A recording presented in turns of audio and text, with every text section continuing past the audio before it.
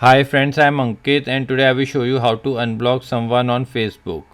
Friends, if you want to see list of people you have blocked on Facebook and want to unblock someone, then you need to open Facebook app.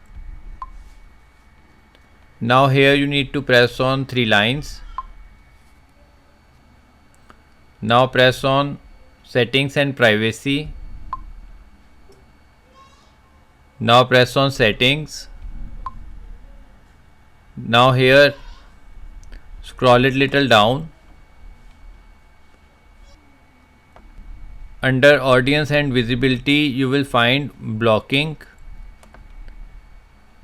In blocking you will find the list of people you have blocked on Facebook.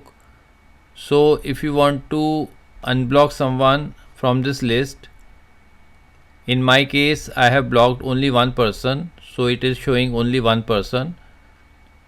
So if you want to block any of the person in this list, then you simply press on unblock. Now press on unblock again. Now the selected person is unblocked on your Facebook account. So friends, like this you can very easily unblock someone on Facebook.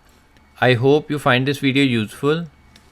If you like the video, then press on like button and don't forget to subscribe our channel and press on bell icon to receive email notifications free of cost.